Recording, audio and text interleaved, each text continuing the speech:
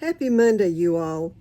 Well, on Saturday, I did a video and took y'all along with me to a farm in my area where I buy lots of produce. And on that trip, I bought tomatoes.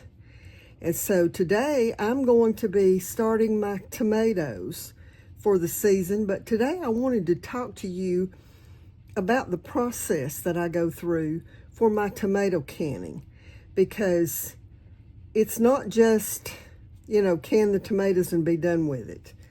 So first thing that I do is I make a list of all of my recipes, my canning recipes that require either tomatoes or tomato juice or some form of tomatoes. And so in this list, of course, my husband and I just love just the plain canned tomatoes, just like stewed tomatoes. We like them hot, we like them cold. Sometimes I will open a jar, pour it in a casserole dish, chop up some bell pepper and some onion in it, cover it with cheese and stick it in the oven. And it's just a really easy side dish that we enjoy. So canning tomatoes, just plain tomatoes, will be one of the things that I do this year. In fact, that's probably what I'm going to be doing today. But the other things that I will do as the season progresses will be to can both regular tomato juice, Roma tomato juice, and also some spicy tomato juice. My husband likes it with the cayenne pepper or jalapenos or, some different things like that in it. So I will do a spicy tomato juice. Now, in addition to that, we will do pasta sauce and chili and taco soup. Y'all have already seen me do taco soup this year with some of my tomato sauce or tomato juice that was on the shelf. And then some tomato soup. That will be some garlic and basil tomato soup. And then, of course, my salsa, green tomatoes for frying later, pasta sauce, ketchup, barbecue sauce, and my baked beans.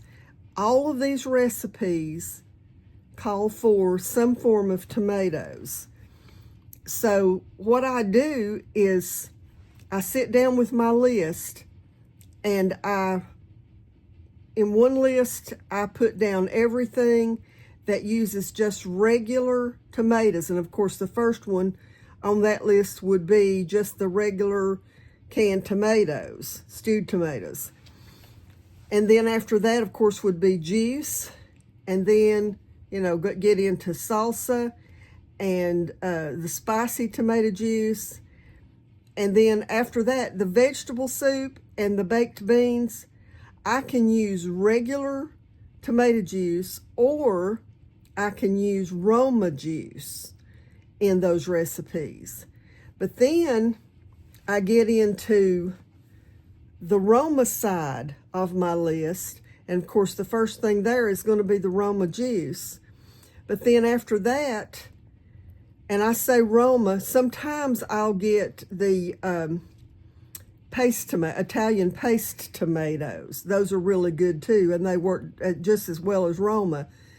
But pasta sauce is one that requires those tomatoes that have less water in them. And then my chili, I like that with the Roma or the Italian paste tomatoes. Tomato soup, we like a good thick soup, so I would use it for that. And then the pizza sauce and the ketchup and the barbecue sauce, I would use the Roma tomatoes or the paste tomatoes in all of those. And then also chili. Now, chili is one that I could use either of those tomatoes, those kinds of tomato juice in as well. And of course, I might want to use just some plain canned tomatoes and dice the tomatoes up real small so that there would be some chunks of tomatoes in the chili or the vegetable soup. As you go through the season, how many of you have you ever had a garden that for whatever reason the weather was too hot or it was too rainy, or something happened with the weather, and you get a few of your vegetables from your garden and then it fails. And that's what I'm getting at here. So the first thing that I'm going to do with tomatoes that I get, because this is a process that's going to take me all summer, and so is to go through my recipes. This is my old canning book, and before I go on, this is available on Amazon.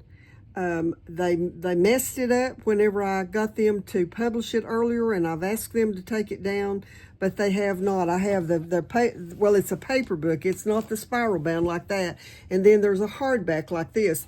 I'll show you how they messed it up. All the content is in it, and everything looks good. I can show you here.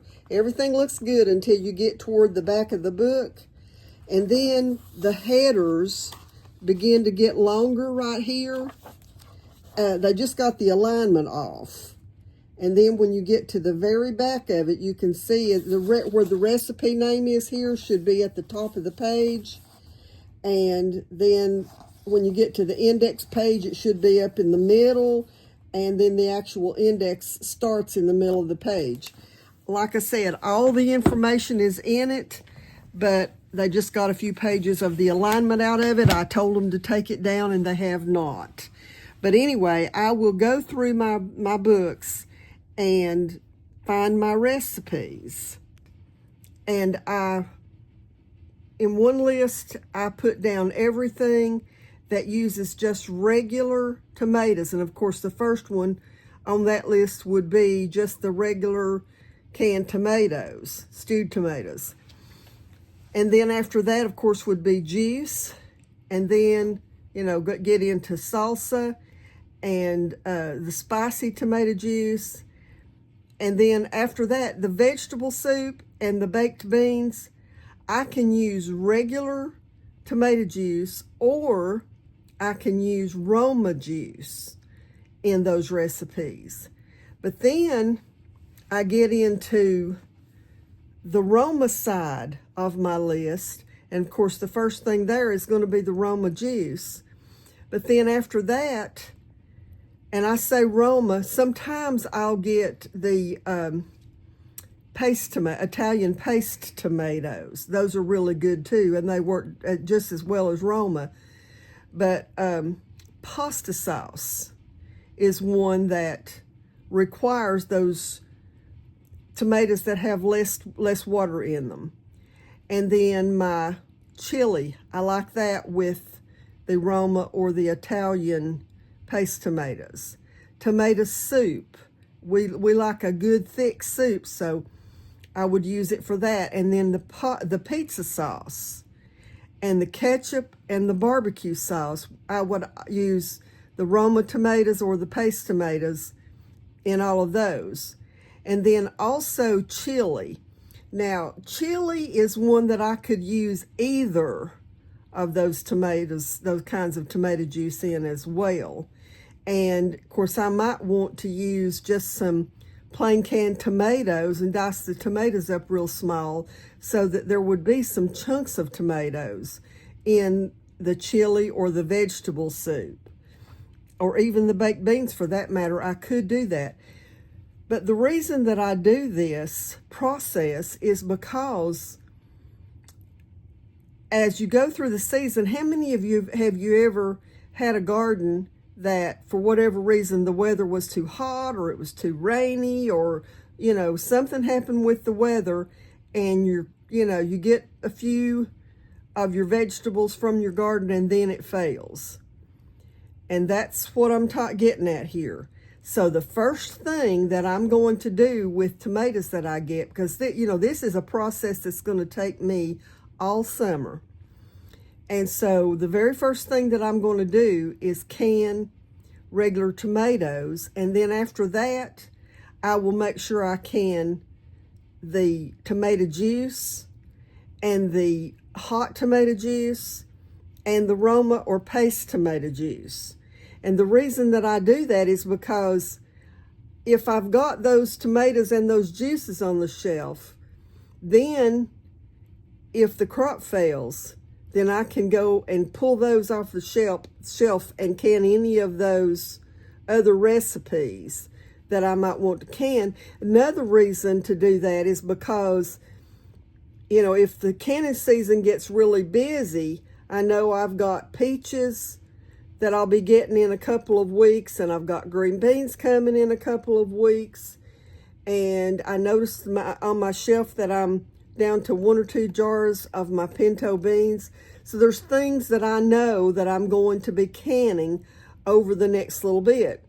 So if I go ahead and put the tomatoes and the different juices on the shelf, then late in the season, say for instance, if I wanted to do vegetable soup, well, even if the crop, you know, if I can't get all of these vegetables fresh, then I can go to the grocery store, hopefully, and find some frozen vegetables or, you know, enough fresh vegetables at the store to cover me whenever I want to make the vegetable soup or, you know, something like that. Now, once I've done the juice and the regular tomatoes, after that will be my salsa, because you really do need fresh tomatoes to make salsa. I know I've seen a lot of people say that they could get canned tomatoes, you know, just whole canned tomatoes and make salsa, and I'm sure they can,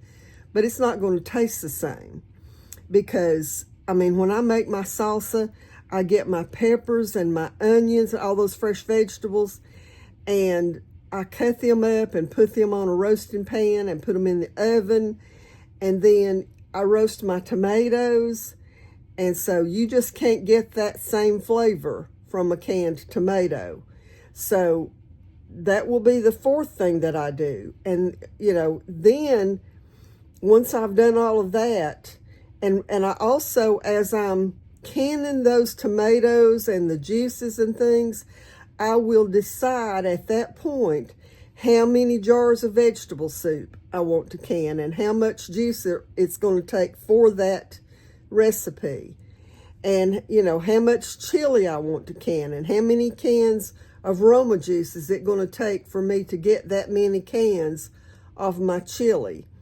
And that way, if I've got all that on the shelf, then in the fall and the winter, when fresh produce is not coming in, then I can take those things off the shelf and, you know, dry beans for the chili and for taco soup and the baked beans.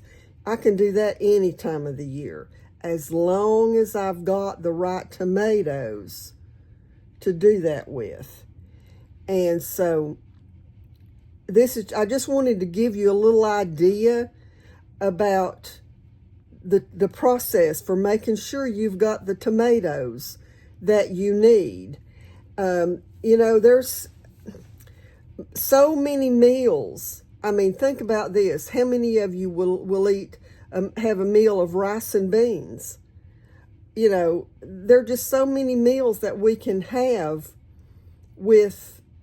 that will include some kind of tomatoes.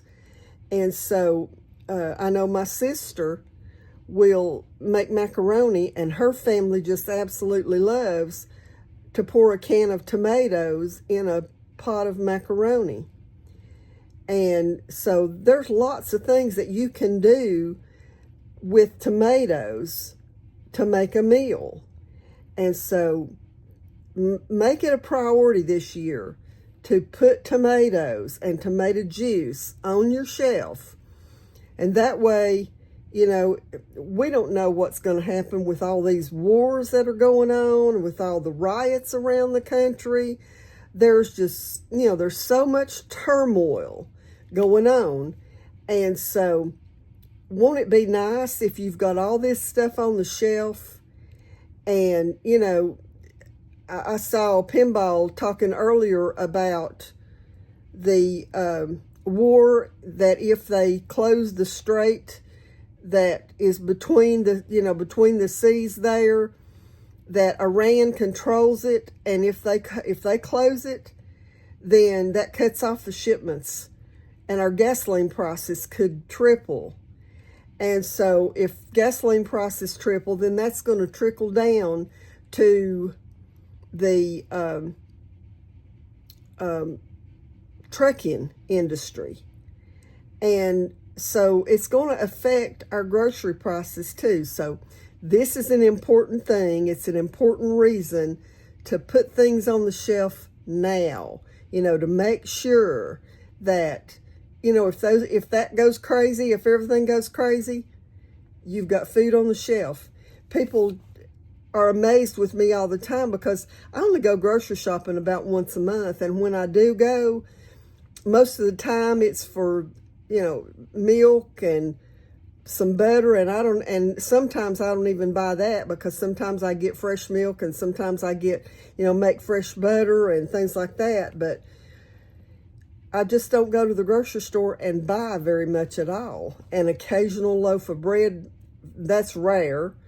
And once in a while, I'll go and buy some bananas or, fruits that don't grow in my area. But I use local co-ops to get most of my groceries and things like that because I try to buy as much organic as I possibly can. So, and it's amazing. Sometimes I can buy organic through the co-op cheaper than I can go and buy the stuff that's got all the chemicals on it in the grocery store. So, check out things like that in your area, but make sure that you've got plenty of tomatoes and tomato juice on your shelf for the winter and the coming year. And so I'm going to go get my tomatoes finished, and I will be uploading that video tonight or tomorrow morning. And I've also got some garlic that I'm going to process and show you how I keep that shelf. Well, I've got two ways to do it. I've got one that's shelf stable and one that I put in the refrigerator, and I'll show you how I do that. So anyway, until the next time, God bless you.